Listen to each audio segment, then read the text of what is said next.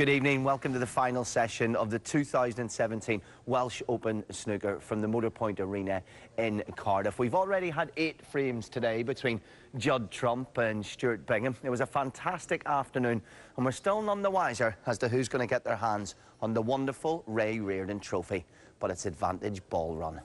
Delicately poised is the phrase I'd use. 5-3 to Bingham, but all sorts to consider, taking into account he was 4-0 up. We will play to finish live on Eurosport this evening. Cannot wait. Neil Foles, Ronnie O'Sullivan, Jimmy White are here as always, and I'm delighted to say before a single frame is played out there, we will be joined here by a living legend, 6-time world champion and wonderful character Ray Reardon will be here. But as for tonight, Ronnie, 5-3 going into the final session of a Welsh Open final. Ring any bells? Yeah, last year.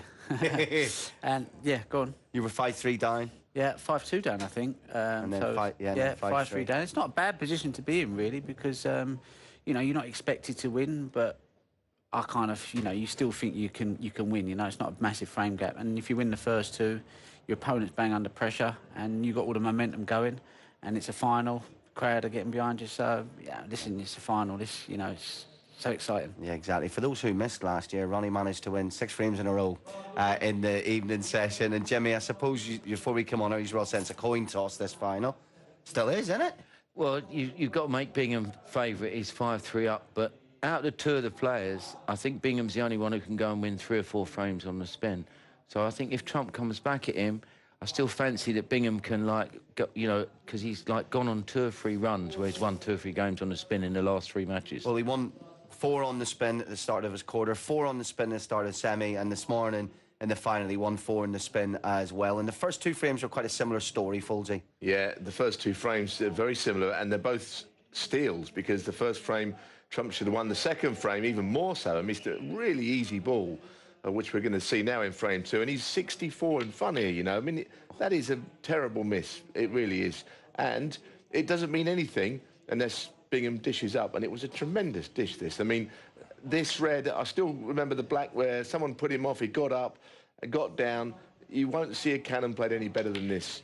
And all of a sudden, that miss means more and more. It's kind of magnified so much.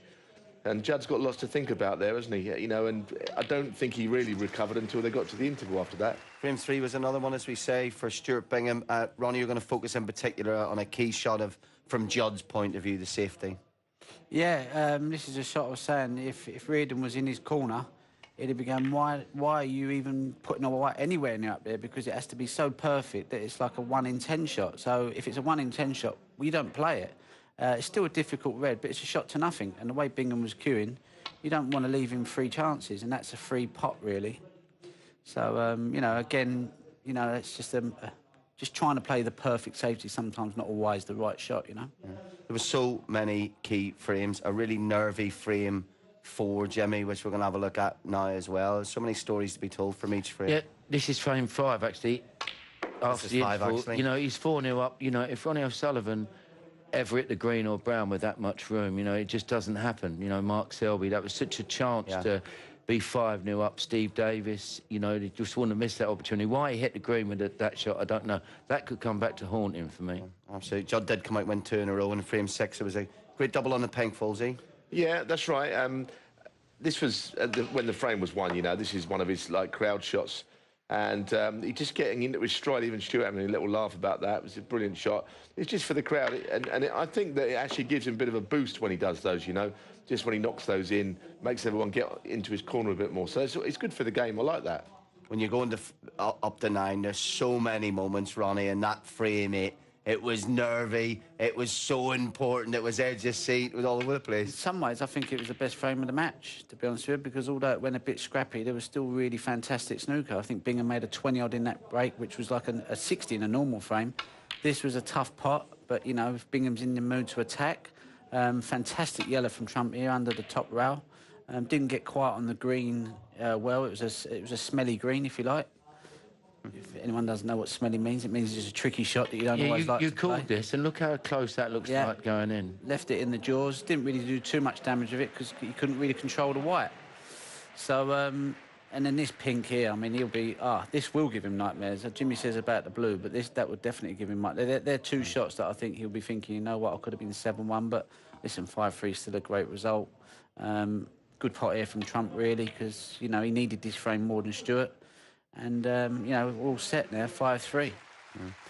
It's funny, you know, for the hours and hours of snooker we watch time and time again, Jimmy, it's one shot, innit?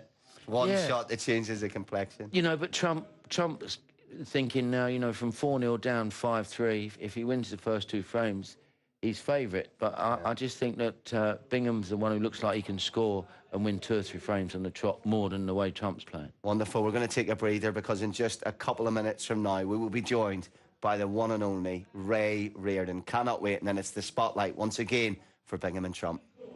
The golden ticket in Cardiff tonight is for this final session of the 2017 Welsh Open, a country that loves its rugby but also has an equally huge passion for snooker historically. And this evening they'll be playing for that, the Ray Reardon Trophy. And the man whose name is on the trophy, I'm delighted to say, is here, a 6-time world champion, the gentleman joker that is Ray Reardon. We've been very excited to have you in. Thank you so much for finding the time, Ray. Not as excited as I am. Ah, brilliant. What's it been like for you today, you know, here to present a trophy in Wales, a wonderful audience with your name on it? Fantastic. Just being here is a pleasure in any case. Yeah. And I've been well looked after. Oh, good. But whenever, of course, I have felt the trophy, by the way. I've had it in my hands, you know. It is absolutely magnificent. It's really, really something special. And I'm deeply honoured and, well, speechless, really, which is something in itself. I hope I'm not... I hope I'm not overstepping the mark by saying you look absolutely fantastic. We were watching you earlier tonight, striding around the table. You were checking out the pockets, weren't you? Well, I'm only 48, actually.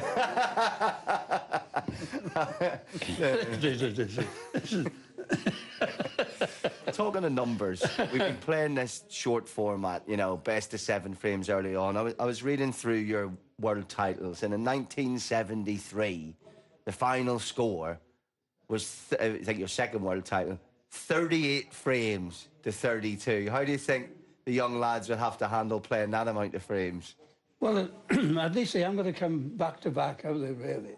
I mean, today, the whole scenario is completely different, which is good in many, many aspects.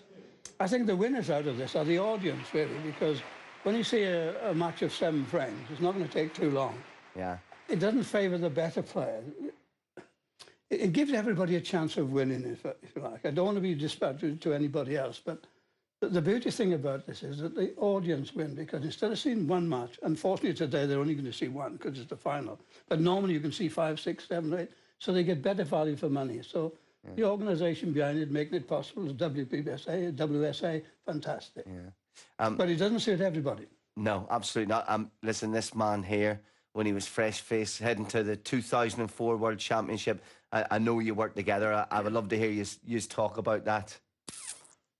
Yeah, well, listen, if it wasn't for Ray, I wouldn't have been half the player I was, to be honest. Oh, he's been very kind. No, I'm being honest. This is the best player I've ever seen in my life. Wow. Actually. Without a doubt. And there's been some great ones. Yeah. Without going too far back, if we keep it to like going into the 80s, dear Steve Davis, Stephen Henry, fantastic. And then Ronnie came along, and he lost his way a little bit. And he still has lost his way a little bit, because he's not winning as many as he should do. He enjoys it. He gets distracted very easily, because he loves the game. He just want to get on with it and see. If somebody starts playing this way and that way, he said, "Oh, if that's the way you want to play, you can have it." Well, I mean, that's wonderful. It's generous in many, many ways, but it's not the way I see it. I think, Ronnie, it's time for another few months of Ray's coaching, I think. Yeah, well, I have been thinking about it, to be honest with you. I love working with Ray. I love spending time with him, and I don't know if Ray remembers, but it just backs up the story that he said. I think I was 12 for up from Stephen Hendry, and I'd played a bit of a loose shot, and he says, "What was you doing? What was you doing?" I says, "Well, you know," he says, "No, when you got them on the floor, you just keep stamping on them and keep the pressure on." And I was like... And it was just dig him into the ground, you know. Dig him into the ground, exactly. You know, don't let him come up. And I was like, wow, I mean, I make frames up and feeling good, and I'm just letting... But he was like, no, You know, this is snooker, you know. This is not, you know, it's just like putting balls. And I was like, wow. So it was a tuition. I had to forget what I knew, start again, and like Ray said, you need to become impregnable, have no weaknesses. And that's what happened in the end. I become so hard to beat. You didn't have any weaknesses? No, not in the end I didn't. But I did when we first met. Well, not many. I mean, Yeah. don't forget, you're such an exciting player. Like the couple of players who've gone on tonight, they're very exciting also. And you got one sitting at the side of the gym. Thank you, Ray. I wondered when you was going to give me a mention. More exciting than Timmy. And then you came along, and you transformed it in different directions, you know, because when you were out there, you were in charge, you know. I'm in charge. This is my table. There's nothing to do with you. Yeah. And that's what you portrayed, and your opponents were scared of it. They didn't like it. They were frightened of it. Yeah. But eventually, as time went on, you started losing.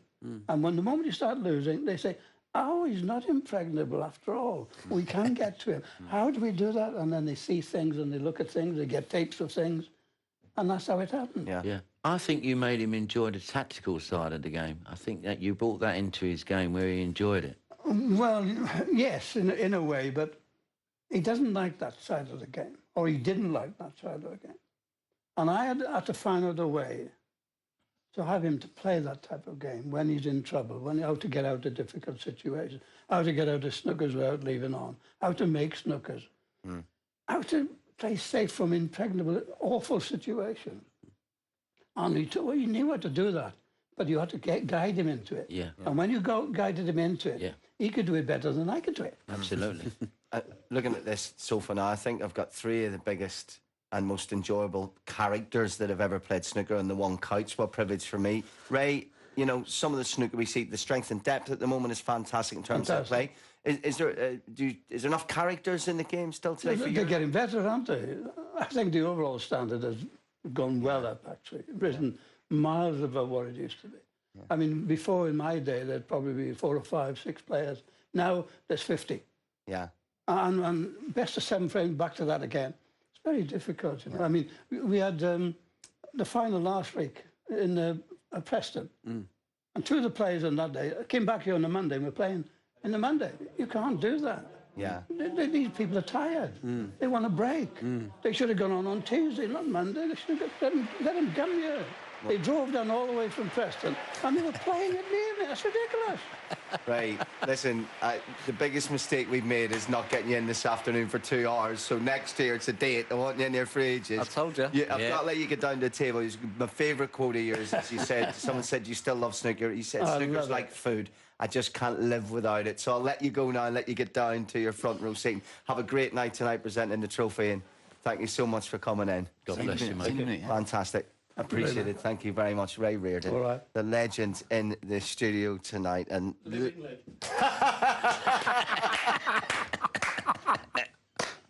He's different class, isn't he? And Gin and tonic. Do you know what? There's nowhere to go from that, but we're about a minute away. Well, as long as it takes Ray to walk from here to get this seat until the players come out. One of the best humans I've ever met in my life. He's the funniest guy, but the most serious guy. He used to say to me, when the game started, shop's open. Shop's open. And then when we finish, shop's closed, relax, chill. And very honest, you know, very honest in a gentlemanly way as well. He's just literally walking down now to go to his seat. We're going to get the players on. If I can ask you for a prediction, it's so delicately poised. Stuart Bingham, 5-3 up. Just as fans of snooker, what way are you going to lean? Well, the obvious pick would be obviously Stuart Bingham, because he's played so fantastically well so far now. But don't count Trump out, because when his back's against the wall, he will come out fighting. And if Stuart shows a slight sign of weakness, whatever the score is, even if he's 4 or 5 frames up, he will come at him and he can win 4 or 5 frames very quickly. Yeah. So I just want to watch a great match, but I would have to go with Bingham at this stage. Yeah, very quickly. I'm going with Bingham, 9-6, 9-7. OK, well, listen, that round of applause is for Ray Reardon. We've had Dracula in the studio tonight, humbling us with his presence, and we could be here to the midnight hour. We shall see. Who will draw first blood? Let's find out. Please welcome the 6-time ranking event winner from Bristol, Judd Trump.